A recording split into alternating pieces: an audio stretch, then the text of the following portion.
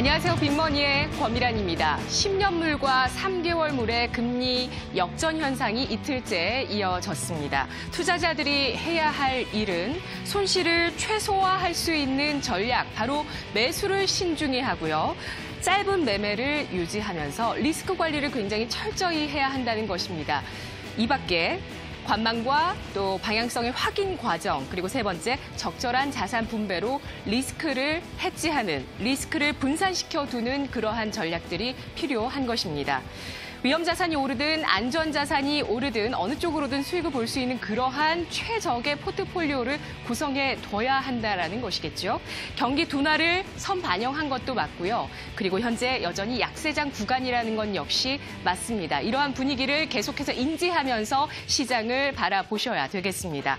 역사적으로는 미국 국채 장단기 금리 역전 현상은 2차 세계대전 이후에 경기 불황이 나타날 때마다 우리가 봤었던 현상들이었고요. 때문에 장단기 금리 역전 현상 이후에 1년에서 2년, 그리고 여기 보시다시피 평균적으로는 18개월, 15.8개월 이후에 경기 후퇴와 경기 침체가 나타났었기 때문에 지금부터 15.8개월 혹은 1년에서 2년까지 계속해서 세계 각국의 경기 방향성들을 잘 모색해서 탐색해 보셔야 된다는 것입니다. 한국투자증권에서 제시하고 있는 그래프 하나 살펴볼게요. 뉴욕 연방은행은 실제로 10년물과 3년물의 국채 수익률의 스프레드를 기준으로 경기 침체의 확률을 계산하고 있습니다.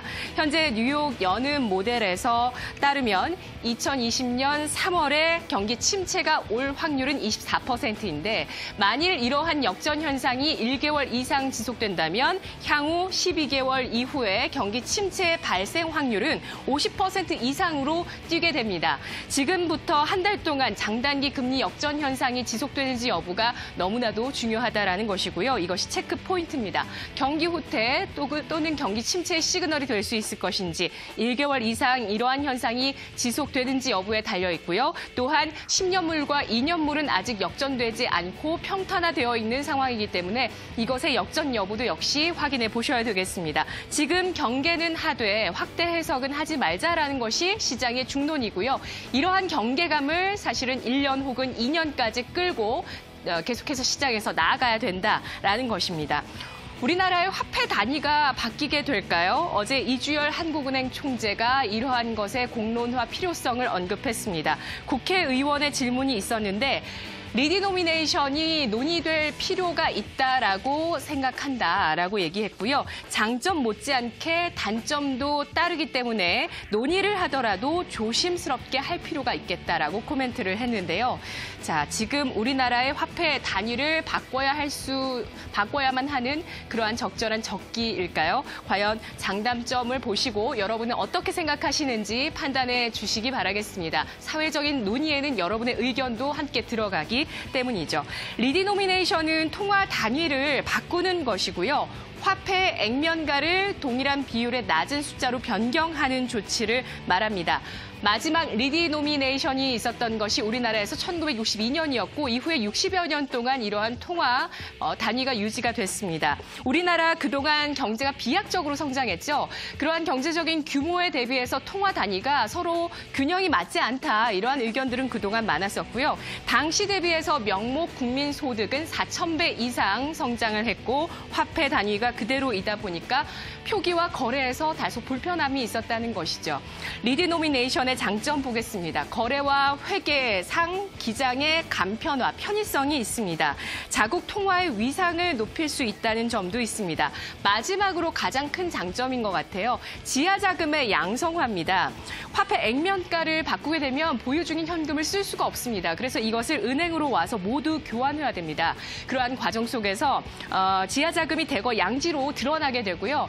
탈세를 방지할 수 있는 효과도 있다고 합니다. 정부 차원에서는 세금을 더 챙길 수 있는, 거둘 수 있는 기회가 생기는 것이고요. 재정 정책을 펼 수 있는 여력을 정부에서 만들어 나갈 수 있게 되는 것이죠. 모든 현금이 은행으로 와서 교환되다 보니까 ATM 기기가 바빠질 것이다. 이러한 가정에 따라서 오늘 관련주의 급등세가 나타나고 있는 겁니다.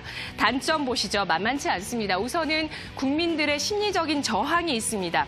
화폐 단위가 바뀌면 우선 재산과 소득이 적게 느껴지죠. 이에 따른 불안감이 나타나게 되고요. 그리고 신화폐 제조의 비용 역시도 만만치 않습니다. 그냥 종이 위에 글씨를 쓰는 게 아니라 위패 우려도 있기 때문에 정말 많은 기술들이 들어간 것이 우리의 돈입니다. 이러한 화폐 생각보다 발행 비용이 큽니다. 일본은 이미 경제 주체 사이에서 현금이 없는 캐시리스 사회를 만들어 나가고 있어서 이러한 사회적인 비용을 줄이려고 하고 있고요.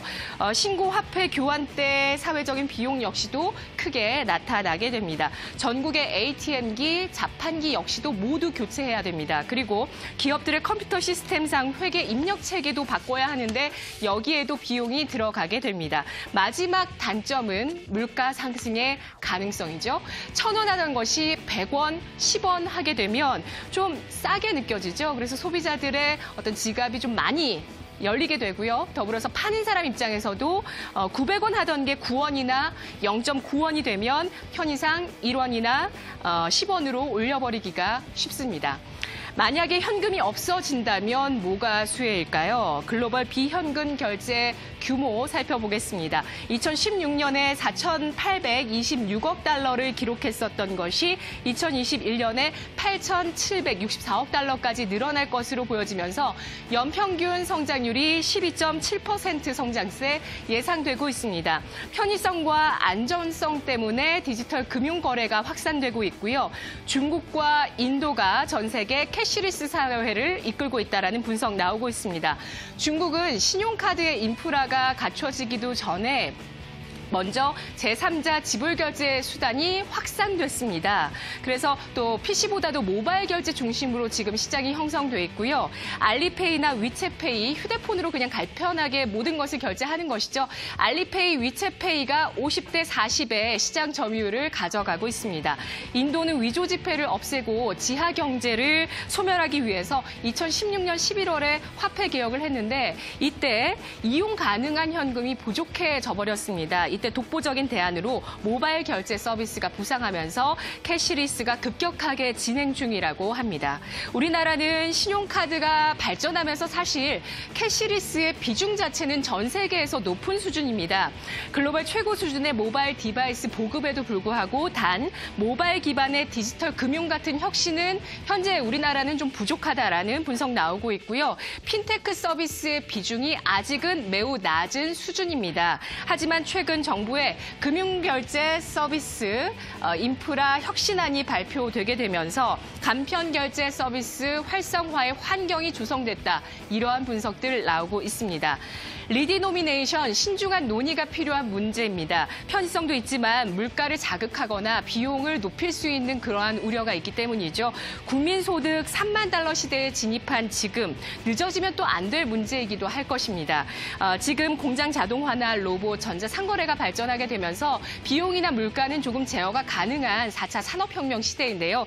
이때 리디노미네이션이 필요하다. 단 경기에 미칠 수 있는 영향력 어떻게 될지 좀 잘 생각해 보셔야 되겠습니다. 이보다도 캐시리스 사회로 전환이 사실은 더 필연적이라고 보실 수 있겠는데요.